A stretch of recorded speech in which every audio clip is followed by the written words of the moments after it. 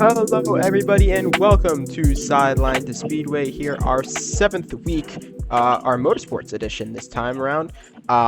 We get to talk about Xfinity a little bit. I have something I want to mention there, but we also get to talk about Cup Vegas. We get to talk about Talladega coming up. I almost said Daytona. We get to talk about Talladega coming up this weekend.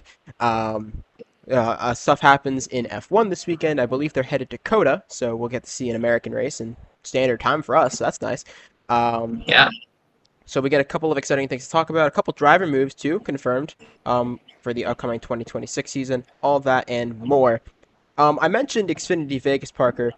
Did you catch the race by chance? I did not catch that race. Very busy on Saturday night. Okay, so you want to know what my favorite thing about Xfinity races are? The cars? No, it's watching Eric Almirola win every Saturday.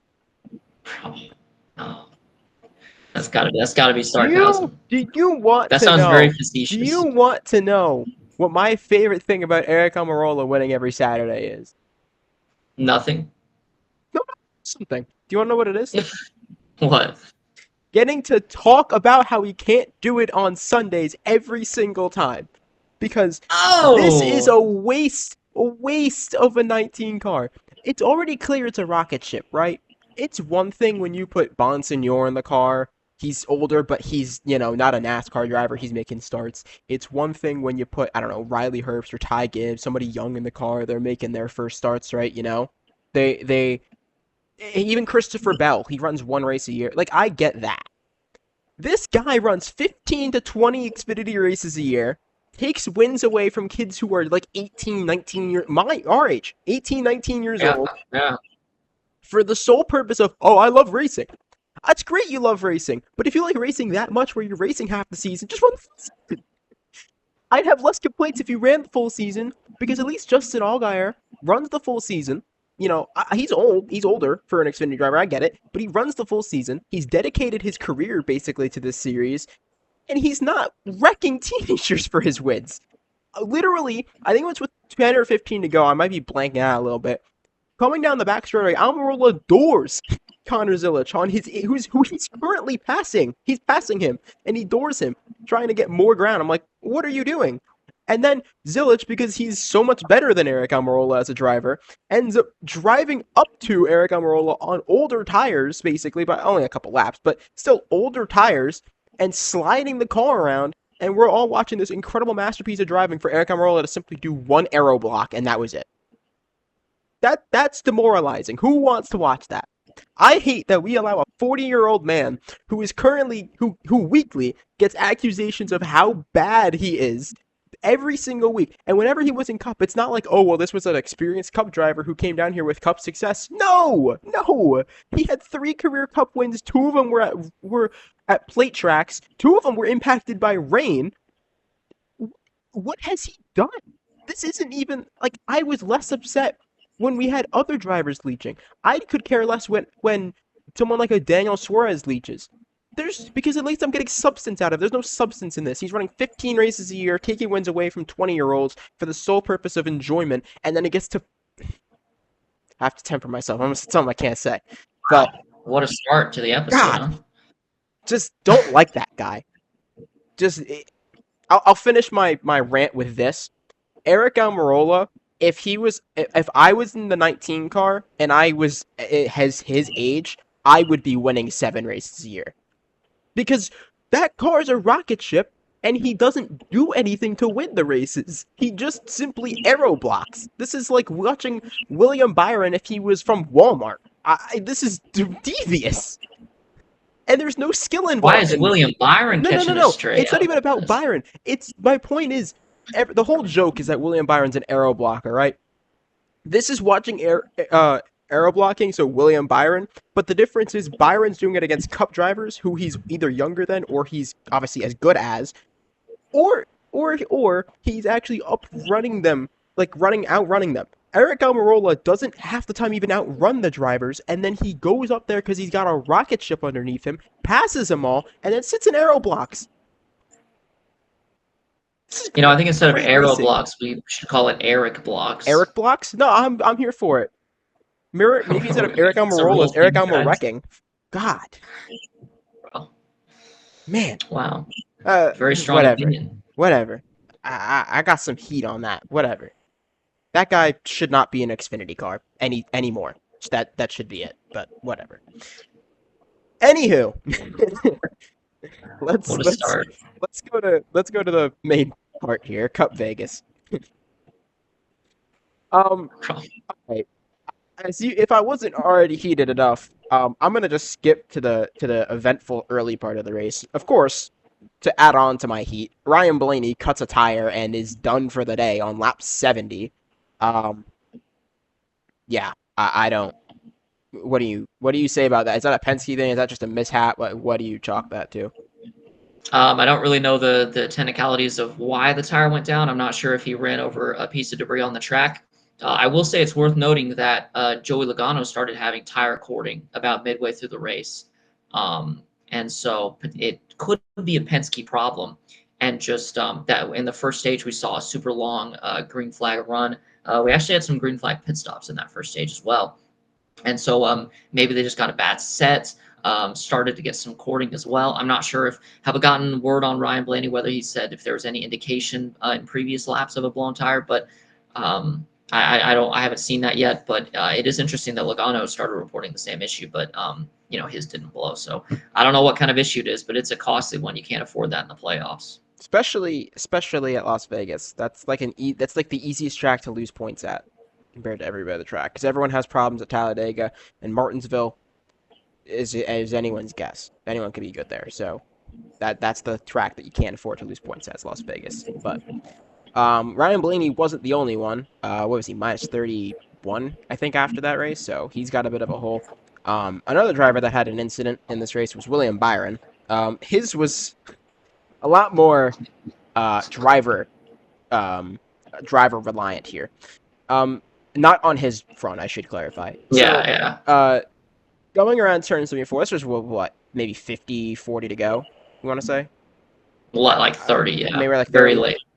So, yeah, like late in the race, William Byron's wrapping the bottom like he'd been running. He was, I think, second or third on cycle. And he was trying to catch, obviously, I think he was trying to catch his teammate Larson at this point. Yeah. And Ty Dillon, in front of him, a lap car, is pitting. Okay, normal thing lap cars do. He ran a little high, nothing egregious, right? Like he wasn't in the second lane or anything. He was just a little up the track. I don't know if it was a driver problem, a spotter problem. I don't know who's supposed to communicate that between the two. That's usually a team dynamic they discuss. But either way, one of them didn't communicate because Ty Dillon didn't stick his hand out the window, and the spotter didn't tell the 24 spotter that there was going to be a car pitting. So when Ty Dillon starts slowing down in the middle of 3 and 4, William Byron's thought process was, and then he ran into the back of the 10 and ended his day and his own day. So you could chalk that up to whoever's fault you want it to on the 10 team. Regardless, it's an inexcusable mistake from colleague, and that's just a heartbreaking way for Byron's Vegas race to end when he was definitely going to be above the cut line after finally having like winning speed for the first time in like 3 months. Mm-hmm. Yeah, it's very disappointing for them. It looked like they were in a good position to win the race. A couple laps prior to that crash, Byron had a huge loose moment where he lost the car and lost the lead, but it still looked like he could recover. It still looked like he was fast enough to go challenge Larson. But then, of course, the incident with Ty Dillon. It's just very strange to me. I've heard a lot of radio communications, a lot of quotes from spotters, drivers about what caused that. I haven't really seen someone. I don't know. That's just weird. You don't see that very often. Definitely not at Las Vegas. Those are the kind of wrecks you see at Talladega and Daytona when people are pitting in packs. You don't see that at Las Vegas when you're pitting as a single race car. So just it didn't make sense to me. It was kind of wild to see that live. But yeah, just very disappointing for Byron. There's really nothing you can do about that. It's nothing they did wrong, and now they're 15 below, and they're gonna have to go into the next couple races not needing a win, but we're getting close to must-win territory when you consider the fact that the final four spots are filling up. Yeah, it'll be interesting to see, especially considering he's hasn't won at Talladega before, and he's won at Martinsville, but it has been a couple years now since he last won there, if I'm correct. So, um, we'll have to see how that plays into his favor. A couple other drivers are below the cut line, of course. We have, you mentioned it, the 22 car, Joey Logano. I think he's in between the two of them, if I'm right. I think he's like minus 20 something. Yeah, he's seventh, 24 below. 24 back. So Logano's got some ground to make up. Obviously, he's good at Talladega. Uh, he's good at Martinsville in the past historically. Not great in the next gen, but he's good enough there historically. He can make up points if he's in position to. Um, we'll see how that goes, but he's kind of the guy that everyone looked at and was like, he's going to need to win. Everyone else could point their way. He was the guy everyone was like, he needs to win if he wants to make it. And I don't think that narrative really changes from Vegas. He almost did. He actually almost upset everybody. He stayed out on 2 tires late. They really tried. I was going to get to that later. I will still, but Logano tried pit strategy, wasn't able to get there though. And then one other car below was Chase Elliott. I think he's minus like 18 or something. Yeah, just not a that 9, man. We talked about it at the start of each round.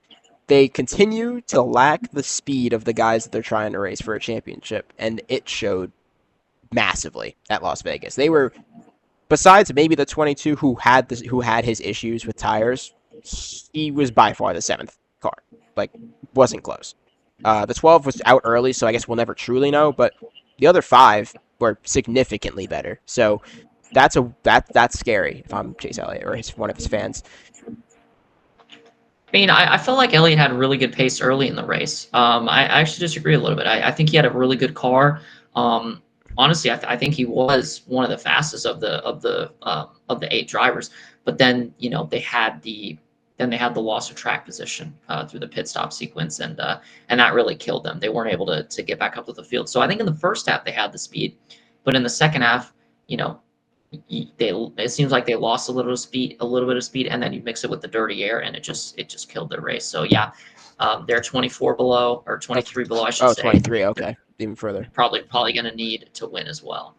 Yeah, I only say that because I'm just thinking about it. I'm like, I compare him because like when we view him, we view like best drivers in the sport, right? The best drivers, not like the good drivers, like the best drivers are able to usually, even with cars that aren't the best, drive through most of the traffic, and he just was not able to do that. Like, he was stuck where he was once he got back there.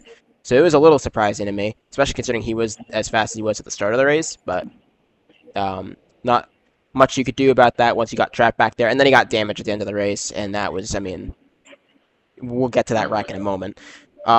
Above the cut line right now, not too much to talk about for the 3 that are on points. Larson, he was fast. That was good to see if you're a Larson fan. Bell and Briscoe, the 2 JGR cars that didn't win. I'll get to Hamlin in a split second, but Bell looked good. He's always been good here. I think he was your pick. I picked Reddick, who was also up front at the end of this race. And then Briscoe, he ran up front for a lot of the race. He stayed out on 2 tires late with Logano. He ended up getting a better finish than Joey out of it. He had further up the field anyway. He had a better car, but yeah, he almost won the race. He did almost win the race. That was a crazy final few laps. We'll get to that in a split second. But all right, let's fast forward a bit here. Aside from the playoff drivers, did anybody like catch your eye? Is there anything crazy that happened this weekend that you want to talk about? I was pretty impressed by SVG, honestly. He had a very good race car. He had a legitimate top 10 car on pace, which is that's the first time I can remember him having a top 5 car at an oval, definitely an intermediate racetrack. So I was pretty impressed by the speed that they showed. Obviously, it's way too late at this point for them to make a playoff push. You would have loved to see this speed back in the first round of the playoffs to try to get them to advance. But either way, they're making steps in the right direction. They've looked a lot quicker this playoffs. Honestly, they've looked better since their elimination than they did when they were actually in the playoffs. So there's some things to be happy about for SVG, that's for sure. So he caught my eye as a non-playoff guy. I had this conversation with someone. I was like, does this make him look better and Chastain look about the same as him, or does this make Suarez look worse? Because they're all driving the same machinery, right? And Chastain's out of the playoffs, SVG's out of the playoffs. There's no excuse for like, oh, equipment this, equipment that. 4 races left in the year, right? SVG's been progressively getting better the last couple of weeks at these ovals. Chastain's not really fallen off from where he's been the past couple of years, except for 2022, of course, which was an outlier. But aside from that, Chastain's been about the same. Suarez has trajectorily fallen further behind. Is that more of a knock on Suarez, or is that just to the credit of SVG figuring out these ovals within a year? I don't think it's a knock on Suarez just because of the fact that I don't think Suarez is on the talent level of guys like SVG and Chastain. I think you're asking a lot out of Suarez to be as good as them, at least now that SVG's figuring the car out more. So I would definitely put it more to the credit of the talent of SVG. I mean, Suarez is clearly the third most talented driver there behind, Chastain and SVG. I don't think there's any doubt about that. So I think Suarez is just doing his job, just being an okay driver, and then SVG and Chastain are both incredible talents. SVG, you could argue, might be the most talented driver in NASCAR just from the talents he's built up in his other motorsport disciplines. It's going to be an interesting discussion who the top driver, quote unquote, there is next season, considering obviously Zilich is headed to the 99, and we know what he's capable of. That's going to be an interesting discussion that I'm very excited for between Zilich and SVG fans. They'll be racing full time together. Chastain, of course, very, very good at road courses and ovals in his own right, so he'll have a say in that too. I'm curious how that will go. Suarez, I mentioned him only because it got confirmed that Justin Haley will not be back at Spire in the 7. I think it was confirmed earlier this week. So, with that being said, I was only mentioning that. Do you think that the potential of Suarez to the 7 could depend on his final few races here? I don't think so. It could help a little bit. Like, okay, sure, if he goes out and wins at Martinsville or something, I mean, that'll help. But we know how that's not. Yeah, no, that's well. He could win Talladega, but I'm not sure how much that would help his contract negotiation. His contract negotiations. So I don't think there's much he can do in the last races. I almost wonder if Spire has already made up their mind on who they're going to sign. You know what I mean? Like, I wonder if they were waiting to see kind of what the options look like and then got rid of Haley because they did it so late in the season. You kind of wonder if that's up in the air, but it's an unfortunate deal for Haley because, I mean, he's clearly the third driver at Spire. Hocevar's been borderline. He's had borderline winning speed at a lot of races this year. McDowell's good at the road courses. But Haley really he hasn't shown as much speed as those two, so he's just kind of the odd man out there. I saw an interesting stat I just want to mention real quick before I move on here. Daniel Suarez, without his DNFs, his average finish, he moves up about 5 spots. Like, as in his average finish, I think it's like 22 or something.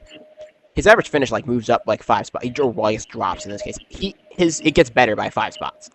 Which I know it's you're taking out everybody's DNFs, but his ranking, he's 25th in average finish. If you take those out, he moves up to 16th in total, which is insane to me. That's a big jump, by the way. So, Suarez fans, don't lose complete hope. It looks like he actually might be on the grid next season, although it might be at the Spire 7. It's a rumor, so we'll see if that's the case. But going back to nothing, he's driven worse cars. Yeah, we've seen him in the 96. Yeah. But going back to Vegas real quick, I did want to mention. It was funny you mentioned SVG because I was hoping you'd say that. Him and Ty Gibbs were both running really good races before the end of the ending sequences of Las Vegas. Do you pin anybody blame on that wreck, or is that just kind of Las Vegas restart? They go 4 wide and somebody gets it? Yeah, it was just kind of a weird restart deal. That's where a lot of these wrecks get started. Is kind of a stack up happens on the restart. Someone tries to go 3 wide, go for an advantageous move, which you can't blame them for, and then guys kind of start bumping and kind of door banging and just losing control. So, I didn't analyze the wreck too deeply, honestly. I saw the first replay live and just didn't look at it again. So I would have to take a deeper look to see if there's someone I want to pin the blame on. But to me, it just looked like a restart incident, honestly.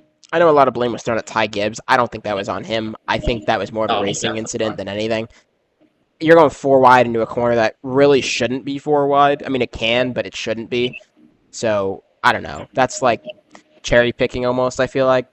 Just trying to find another person to blame. So I won't blame anybody for that. Hard racing at Vegas. And then we'll skip ahead here to the end of this race. So what was it? About 8 to go. There was 3 cars left at the front. Hamlin was tracking down Larson, who was tracking down Briscoe. So Briscoe's on 2 tires. Larson and Hamlin are on 4. Hamlin to that point didn't look like the better car, but that final run was definitely the best car. He got up. I was so shocked when I saw this. He got up on the outside corner panel of the 5 car. which stunned me. That was a gutsy move that ended up working out. So, what do you think of those final sequences that led to Hamlin obviously getting win number 60? Yeah, I thought it was. I've been really hard on Hamlin these last few episodes, as you know. I'm not the biggest Denny Hamlin fan, but I have to admit, in terms of just pure driving, that was one of the best drives of Denny Hamlin's career because he took a car that should never have been able to win that race. The 11 car was nowhere near on the level of the 5, the 24. These other cars that were up front all day. I don't even think it was as good as the 19. Hamlin was 7th before that last caution with William Byron. He had no chance of winning.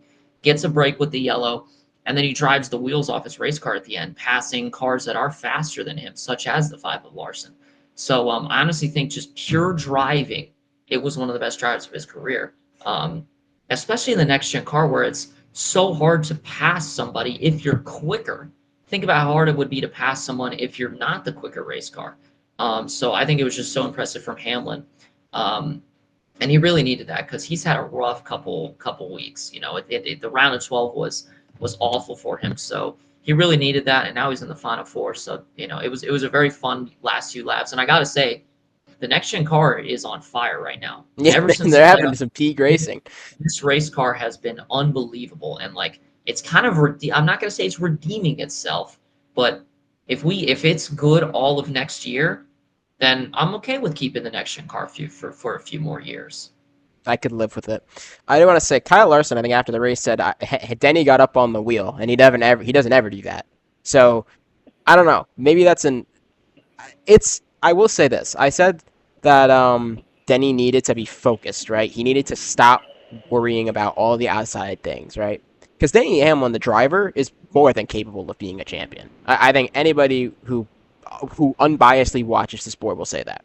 But he's always been in his own head for one reason or another. Hamlin this weekend proved to me that he can take all of those outside antics. He's got the lawsuit going on, the stuff with his teammate now that he missed, that both of them, or not his teammate, his drivers, both of them missing the round of 8, his teammate from a couple weeks ago, the Chastain thing, all of that. Put it all aside. He was able to just go out there, drive, focused on the car set up for the week, and won the race, and put himself into the Final Four for the first time in 4 years. That is the driver that can go win this championship. If Denny Hamlin wants to be champion, that is the exact drive he needs to put up in 3 weeks at Phoenix, or I guess 2 weeks now. That's what we need from him. And I think he's capable of it. I don't know if I'm predicting that yet. I'll have to see how these next few races shape up, but that's the driver we need from him. Anyone else notable to you, or is that kind of all that you got out of Vegas? Yeah, I mean that kind of covers all the playoff guys, right? And then the non-playoff shiners like Ty Gibbs and Shane Van Gisbergen, who both unfortunately were caught up in the wreck. But yeah, just a very entertaining race. It felt like old school Gen 6 Las Vegas. With the tire fall off, the long runs, the green flag pit sequences, the comers and goers. So many guys had good enough speed to win the race. And although track position matters, as it always does, it wasn't everything. And so I thought it was a very good race. Yeah, we saw 2 tires. They held up if you were fast enough, but if you weren't fast enough, 2 tires, you got blown by. So it was a good enough blend. Briscoe was fast on 2 tires, but he wasn't faster than the guys on 4, but he was still fast-ish. So it was nice to see, right? One more driver I want to shout out before we kind of look ahead to Talladega.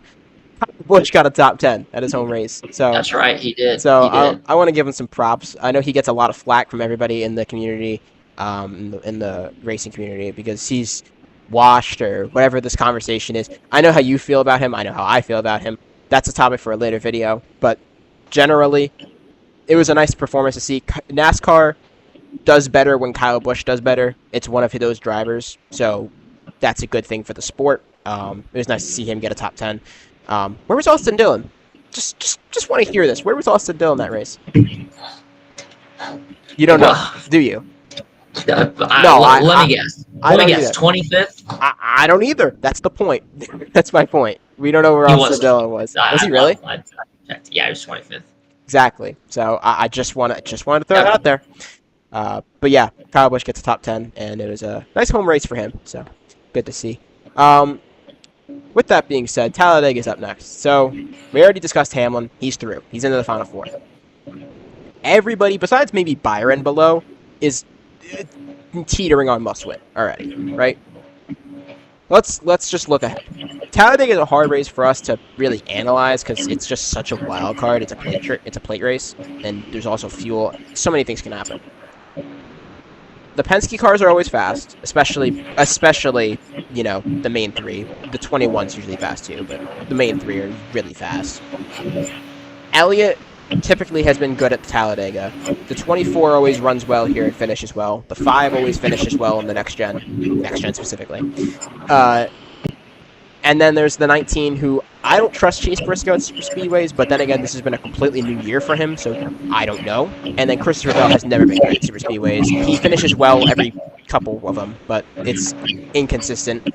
Oh, I'm sorry, I'm missing somebody off the top of my head. I just don't remember. I feel like, or did I get everybody? I think I got everybody actually. So then, yeah.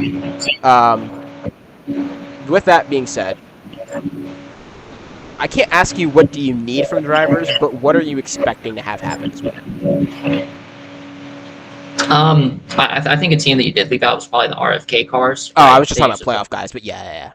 Oh, yeah. So, I was just kind of like, because you were talking about guys that usually play a factor.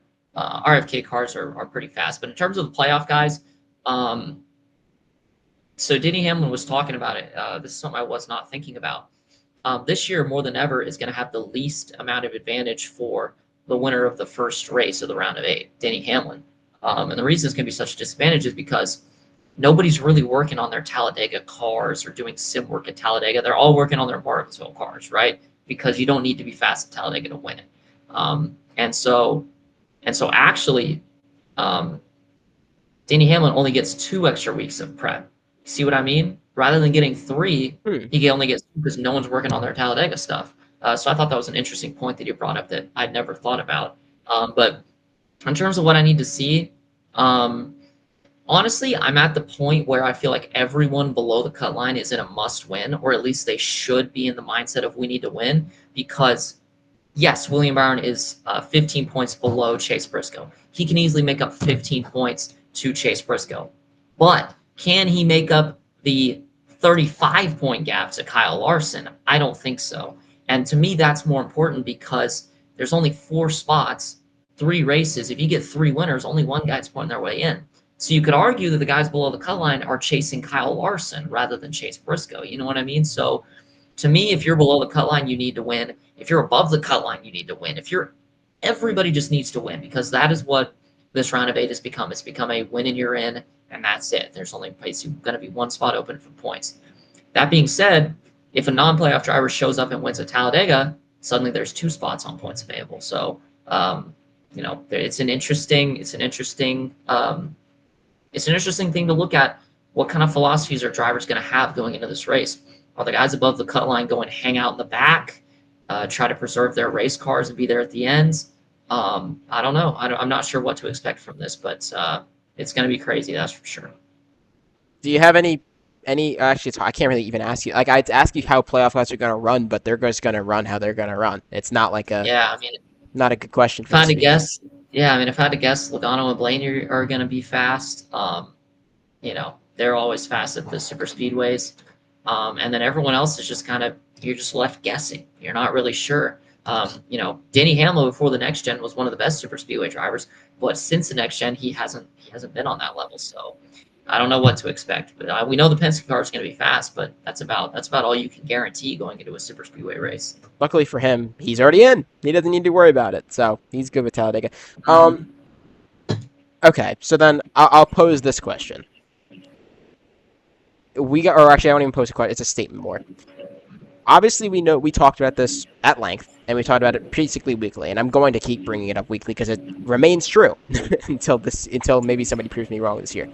No driver has won a championship in this format, besides Kyle Busch, without winning a race in the previous rounds. Let's look at who's done this. Denny Hamlin, Chase Briscoe, Christopher Bell, Ryan Blaney, Chase Elliott. So that leaves Hamlin, who already locked himself in, Bell, who's above the cut line, Briscoe, who's above the cut line, Elliott and Blaney, who are probably in must-wins. And they are Talladega and Martinsville, 2 of their both best tracks. So, yeah. I don't know. I'm just saying I'd be a little concerned if I was anybody that's not Denny Hamlin right now. Mm-hmm. Denny Hamlin gets to Yeah. go on cruise control. So, Yeah, but yeah, that's the winning at Las Vegas is big. So you don't want to still be in a playoff fight going into a race like Talladega. You just don't. in the round of 12 it was bad. I can't even imagine how it is for a round of 8 driver. That must be miserable. But Yeah. with that being said, I'm gonna ask you now. We're gonna do this a little differently than usually because it's Talladega. Give me your normal driver that you think will win, and if it's not somebody normal, give me just somebody stupid who is like who would win at a plate race that you just wouldn't expect. So in terms of a winner pick, he's kind of been cooking something up lately. Over the past 6 months, the driver of the 6, Brad Keselowski, he's been kind of making some improvements, making some gains. He had a really slow start to the year, but then he got hot and he actually got really close to making the playoffs a couple times. So they've shown speed. We know how good RFK is at super speedways. I think I'm going to go with Brad Keselowski to win this weekend. It's going to be a non-playoff driver, which is to the benefit of the playoff drivers actually because it leaves more spot open on points. But so I do see kind of an upset with Keselowski here. All right, I'm gonna go boring and I'm gonna go unpredictable because it's just fun that way. I'll start with my unpredictable pick actually. Give me Todd Gilliland if we're gonna get somebody that's just not, like a normal super speedway winner. He's actually a really solid plate racer in his own right. But obviously nobody's out on their limb being Todd Gilliland. Bet my money on it. Bet my life savings, my house. No, nobody's doing that. So, but give me Todd Gilliland if it's going to be somebody that we just like don't expect. We haven't had a surprise plate winner in a year and a half now, I guess, since Harrison Burton, which that race was that was a special case. But yeah, I mean, give me Todd if it's gonna be somebody normal. It won't be a Penske car because why would a Penske car ever win a race that they lead all the most laps in, right? It won't be a Hendrick car because why would a Hendrick car other than Chase Elliott win at Talladega? I have a feeling that if it's gonna be somebody like kind of normal, I have a feeling it will be an RFK car, but I think it's gonna be a first time winner. I think it's gonna be Ryan Preece. I think if it's gonna be something normal, it's gonna be kind of normal because I don't see a world where the playoff drivers win. I don't see anybody that's been eliminated from the playoffs winning at Talladega. So that would leave me between normal plate race winners here. Ricky Stenhouse Jr. and Ryan Preece. And Ricky Stenhouse is not winning this year, so give me Ryan Preece of those two. You just summoned Ricky Stenhouse. Oh my gosh, why did you say that? Dude, he's gonna lead 150 of the 188 win this weekend. He's gonna wreck like 5 playoff drivers to boot. I mean, oh my gosh, what have you done? Lady flip. This is your fault. I hope you know that. This is your fault. I've summoned him. I spoke him into existence. He's gonna go out. He won this race last year. I know. That's why he's not winning it this year. Oh my gosh. It's better than if I said, I don't know, Carson Hocevar. Out of Talladega, that'd be his first win. I feel like that'd be so boring. I feel like I would want him to win somewhere like a Michigan. That would be cool. That'd have some aura to it. If Carson Hocevar won his first race at Talladega, I'd just be like, whatever. Yeah. I'm going with Preece or Gilliland. More likely Preece. With that being said, that's all I got for the NASCAR side of things. You got anything else? That's all I got. Well, if that's the case, then am I forgetting something? Is that? Oh, that's the first place Max Verstappen's getting this weekend. That's not a thing. It's happening. He's winning That's this just weekend. not. That's just. Max Verstappen wins this weekend. Piastri is going to be second. Russell third. Norris fourth.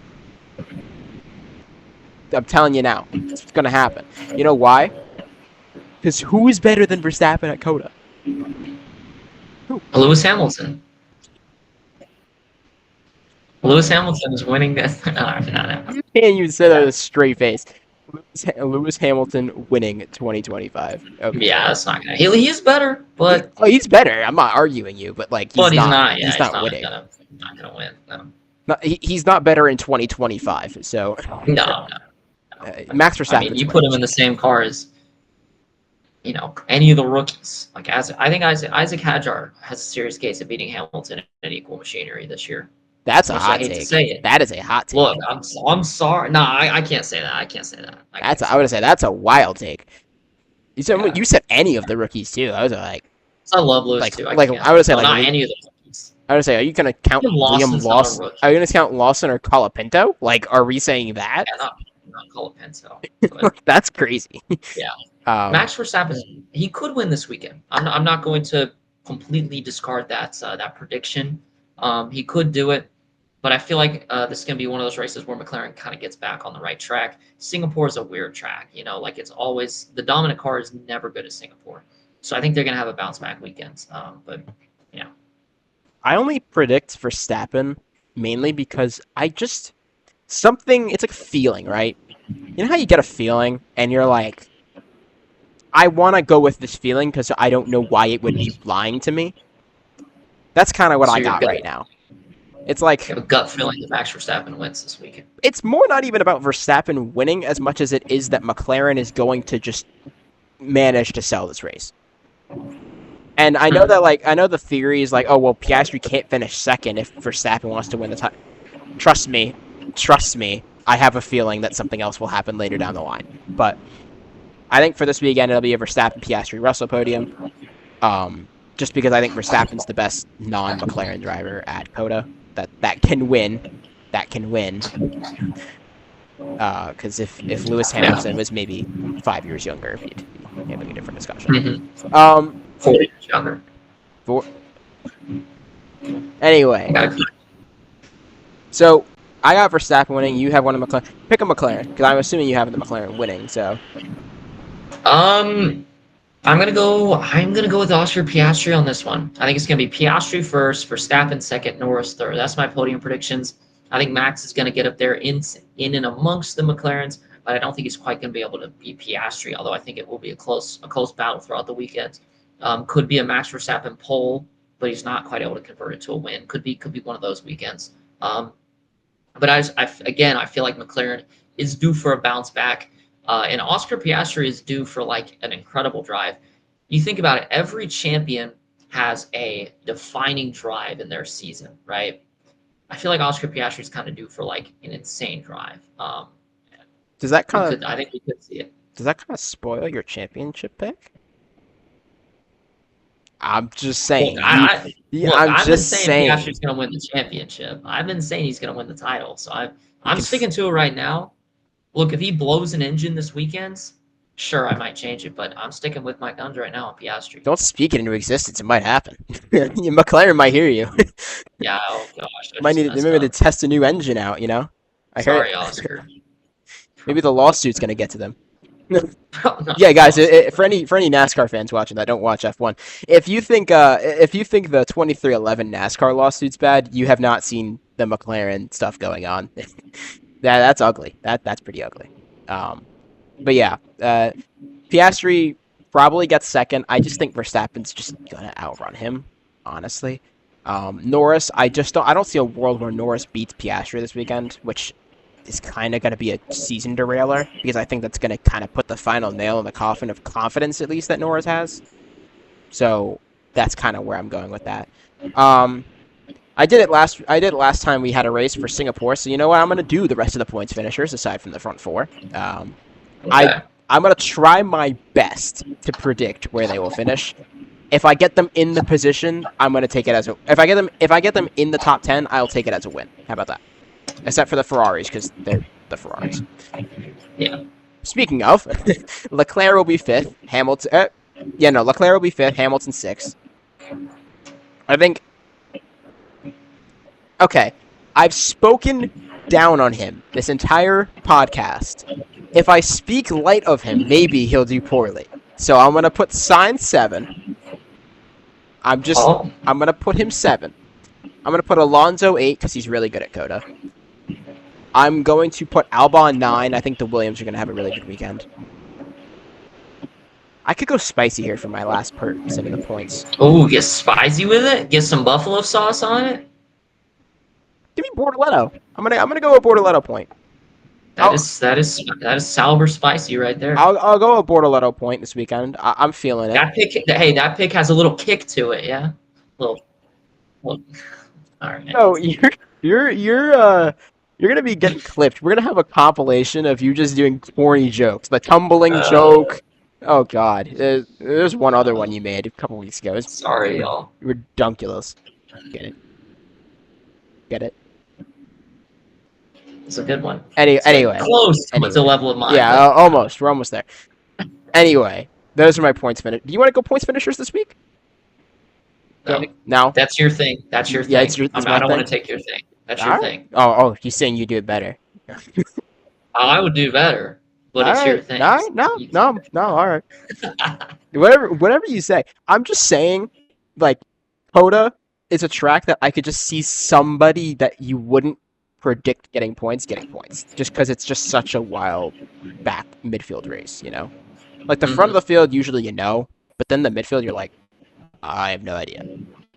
If I had to make any extra bold predictions, I think one of the Haas's will be running in the points before their last stop. Let's put it that way. That's so random. Which one? Like, we're thinking Bearman? Literally either of them. I don't know. It could be either of them. But it just feels like a Haas home race, and they'll fumble away a point, because why wouldn't they? You know? That makes sense. Like an Australia 2018 type fumble? Yeah. Wow. Yeah. That would be pretty catastrophic. It would suck. Nobody wants to see that. We're all rooting for Haas. We all want Haas to do well. Indeed.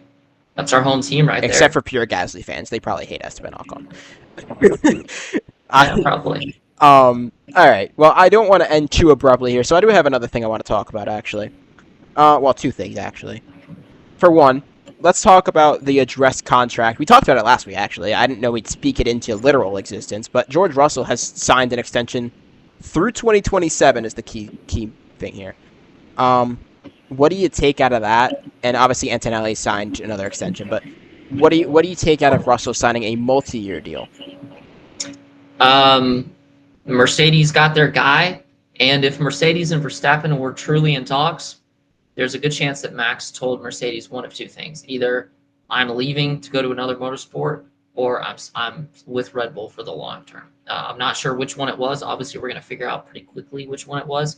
But my gut tells me Max is going to stay at Red Bull for a few years, and so Mercedes is just like, all right, we better get Russell now since we're not going to have a chance at Max for a while. But what are you thinking? I'm thinking Max is looking at Ferrari in a couple of years now. I'm kidding. Do you know how insane it'd be to have Leclerc and Verstappen on the same team? Just both of them. You mean Lewis and Verstappen? All right. That's enough. I mean, I could see like, if Max really wanted to have Lewis on his team, I could see a world where Red Bull's like, yeah, we'll take Lewis for a year if he wants. I could see that happening, just because Red Bull is like, I can't say. No, I mean Ferrari kicks Leclerc out. Yeah, that's not. I know what you meant, but that's not happening. But like, I'm saying, like, I could see a world where I can see a world where Verstappen is talking to Red Bull and he's like, if you want me to stay an extra year, just bring in Lewis. And then I don't think that's really what would happen, but you get what I'm saying. Like, I could see that being a world. It wouldn't shock me. Lovers storyline. And then they go 1-2 in the championship with Verstappen winning his 8th, and then no, it's Lewis winning his 8th. No, they're gonna be tied. It'll be a part 2 of winner take all from Abu Dhabi 21, and then they're gonna be tied at 7 championships, and the winner gets the first 8th. Oh my god, dude, the hype, like the TikTok edits and everything would go crazy. They'd be so insane. I know. Winner takes all. Crazy. Crofty might like have a. Yeah, he might. Oh my gosh. Think of old Crofty. He'd have a freaking aneurysm seeing all this. He'd like fall off in his chair. You're like, oh my god. That'd be fun. Can we get Martin Brundle back or something? We just gave people like a big what if. Like Low key, this would be a crazy That would be a scenario to crazy play out. scenario. A Verstappen Hamilton fight for 8 in the winner take all at Abu Dhabi. Be That crazy. would be pretty What if they both wreck and they tie? tough, They're bro. tied on wins. I wonder what I think at some point the tiebreaker comes to like a coin flip. I know it does Really? in the NFL, but like, dude, imagine an FIA sanctioned coin flip to decide a champion. That would be Dude, there'd be so much. There'd wild. be literally people calling for who is even the president right now? The FIA. Do you remember? I don't know. It's definitely not Not. It's the guy not. from It's not. freaking Michael Massey. It's not him. No, I have no Mikey. That idea is who it so is. not right. No, You Mikey, know what? no. Time. We're gonna have this discussion. I said I'd table it for a little bit, but we're gonna have this discussion. Oh, We're gonna go to Abu Dhabi 2021. Why is this an argument? I want to hear, because you're a Lewis fan. I want to hear this argument here. Why is this an argument that Lewis should be the 8-time champion? why is it an argument? Okay, so F1 broke the procedural rules of how that safety car should have gone down. First off, there's debate over whether the safety car should have even come in the first place. But that's kind of 50-50. Some people believe it shouldn't. Some people believe it should have. But then in terms of the procedural effects of it, you have when you let lapped cars through, you let them know in advance and you let all the lap cars through. But that's not what happens. They got to 2 to go coming to the last lap, and Massey's like, oh no, if we do the normal procedure of this safety car, there would be maybe 5 or 6 cars in between Max and Lewis.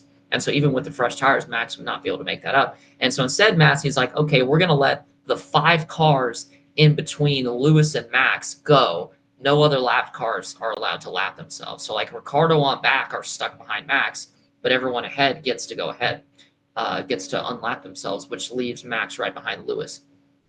And there's no procedure in the rule book that allows that to happen. So in order to create a title battle, I'm not saying they rigged it for Max Verstappen, but they did rig it for an exciting championship fight.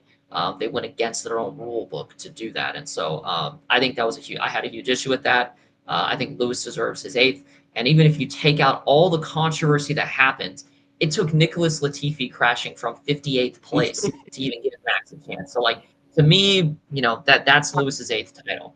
I think the argument on the other side is strong, though, and I think that it's worth talking about. I'm a believer that Max won the championship, and not because of Abu Dhabi, though.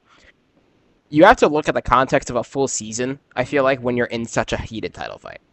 Lewis Hamilton at Silverstone just took out Max Verstappen blatantly, and then, like, basically got a slap on the wrist for it, right? I consider what happened a slap on the wrist. Ends up winning the race, right? That's 25 points Max Verstappen loses out on. We could talk about at Hungary when Valtteri Bottas thought going bowling was a very fun activity in turn 1. He took out, 6 cars? Yeah. And Max got damaged. I think he finished 10th. I think he got a point. Lewis, by far... by the way, the fact he couldn't pass Fernando Alonso, who was in an Alpine, is a little concerning. But... It's Hungary. It's Hungary. It's hard to pass them. But, yeah, I mean, like, Lewis... He basically got gifted a free podium amount of points that weekend. There was no competition. They all got taken out from all that happening. I could chalk up, and now I won't pin this one on either of them in particular, but Monza, of course, that's another example where points were left on the table for both of them. So, I mean, I don't really think either one's at fault for that. I think that's genuinely just a racing incident with how the track is, but again, like, I think there's arguments. You can look throughout the season. There's Bahrain. People think he went over the line. He should have gotten the track limits. But again, there's little things. The same way, and I'm sure you're going to use Brazil, right? Because Max shoves him wide off the track and keeps the position. Like, I'm sure you can use other examples, but I think you have to take a season into account when you're talking about who should be the champion, as compared to just the one race that ended up deciding the champion. So I've gone back and done this a couple times where I'll look at every race in the season. And when I go back and look at the rest of the season, there are multiple occasions that I can think of. The three big ones that come to mind are Imola, Spain, and Brazil, where Lewis was ahead going into the corner, and Max from either. Now, some of them he was close enough alongside that it was legal for him to make that dive, but some of them, like Brazil, were just egregious, where he comes back from an entire car length back, dives into the corner, pushes Lewis out, and in some occasions doesn't even make the corner himself. And he got away with no penalties. And there wasn't a single time the entire season up until Saudi. Saudi was the first time that Max was given a time penalty. Obviously, he got a grid penalty for the Monza incident, but that was the only one for Max. And then the Silverstone incident was Lewis's fault. I think we can both agree on that. However, when you take into account the incident itself, not the aftermath of Max hitting the barrier at 50 Gs or whatever it was, a huge impact, very dangerous. But when you just take into consideration the actual contact between Hamilton and Max, to me, this is going to sound controversial, to me, the penalty was warranted. And, some people are calling for Lewis to get disqualified, but let me ask you a question. If let's say there's a car in front and a car behind, and the car behind barely taps into the car ahead, and then going into the next corner, the car ahead gets a puncture, crashes, and flies into a barrier at 200 miles an hour. Should the behind car be disqualified because of not the contact that was made, but because of the aftermath? You know what I mean? No, So but to me, no. But I'm saying I don't think I don't think the penalty he got for just the contact is enough, is what I'm saying. Really? That's a different conversation. I'm not saying take out the impact. He could have hit that wall at 2 miles an hour. It has no change in what I think on that incident.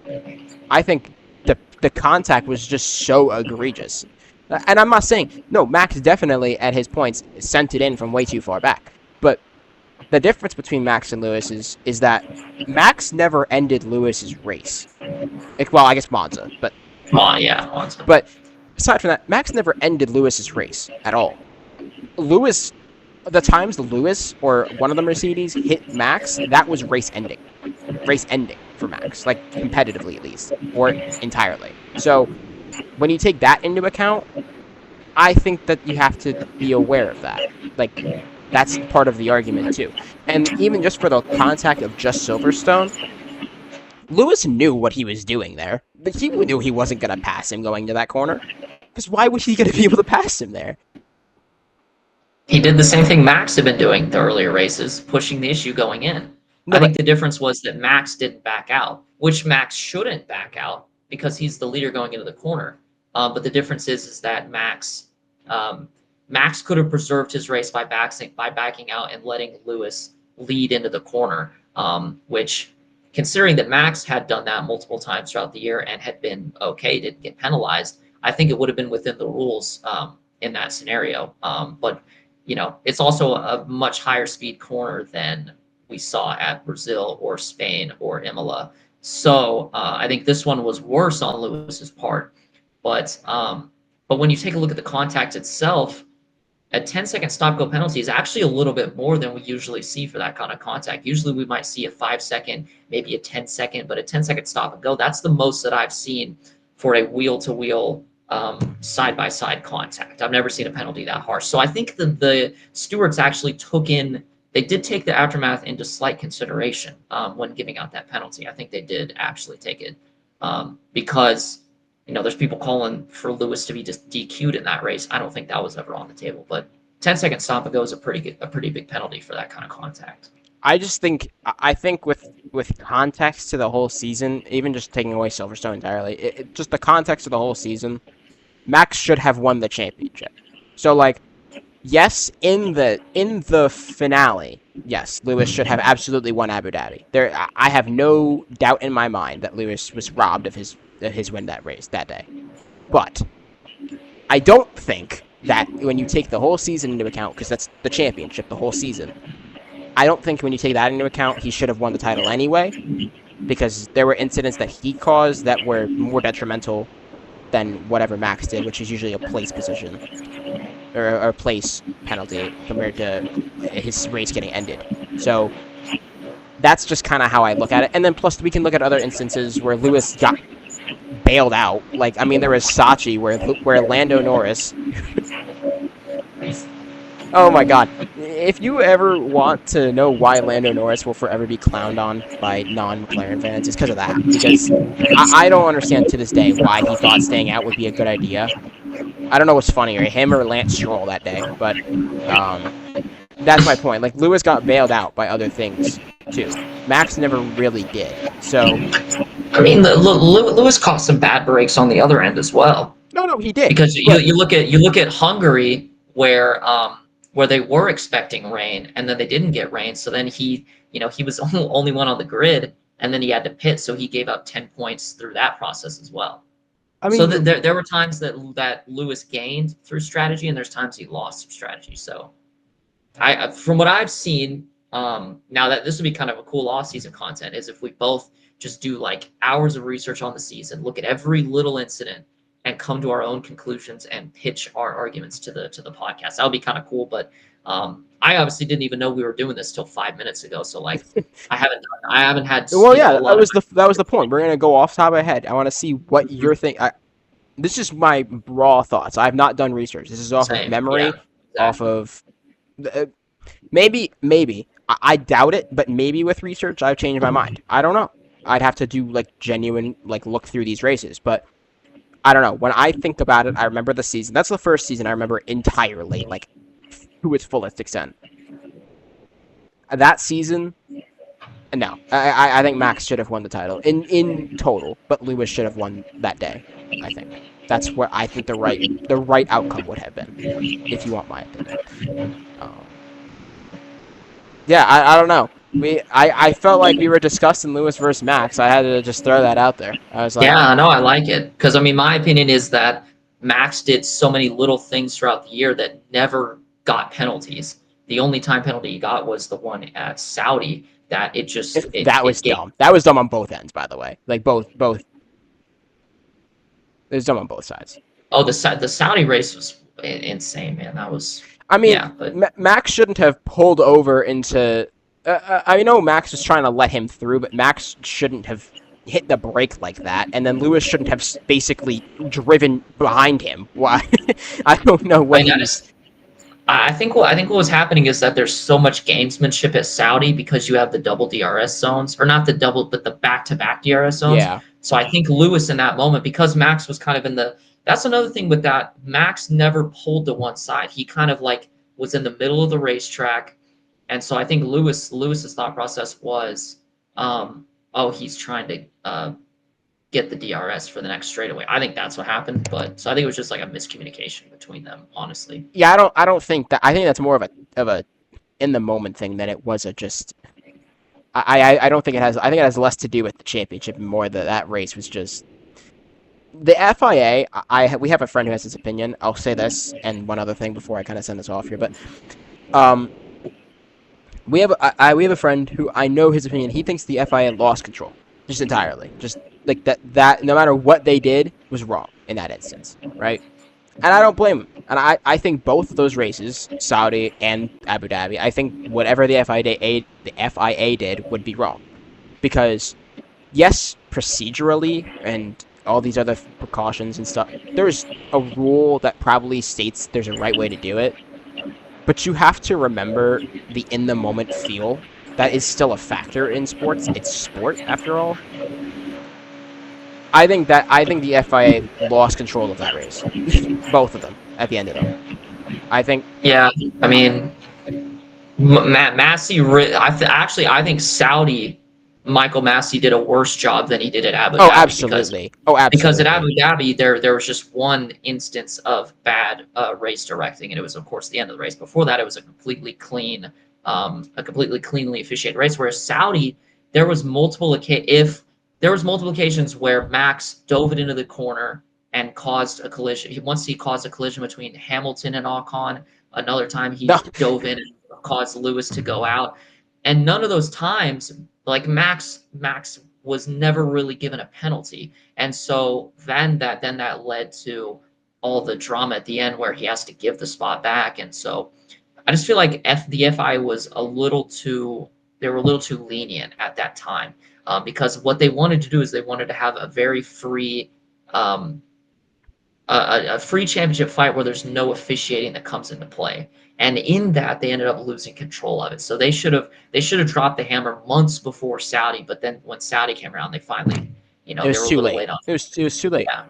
and Mhm. that's their own detriment. So I think blaming Yeah. it on either driver, honestly, is the worst thing you can do. I think both drivers just did what they thought they had to do, which that like Yeah. I mean, you Max can't is just blame. pushing the limits. Yeah, you can't Yeah. blame Max or Lewis for any of the events. They were both just trying to obviously.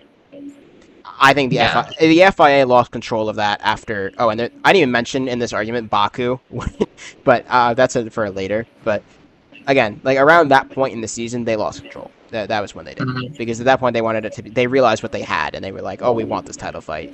But it was It felt It was great, and it didn't feel manufactured, but it was manufactured, kind of. So, Mhm. Yeah. um, I'll end it with. I'll end my thoughts there. Do you have anything before we kind of set them off here? And now I think that's it for me. Do you have any flips this weekend?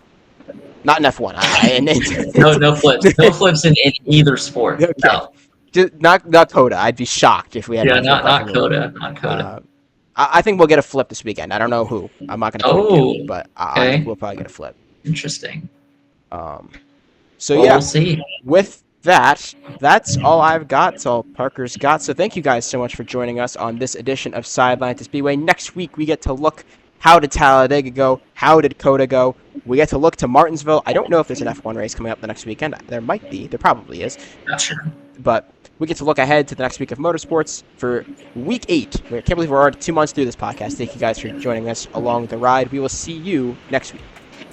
Thank you, guys.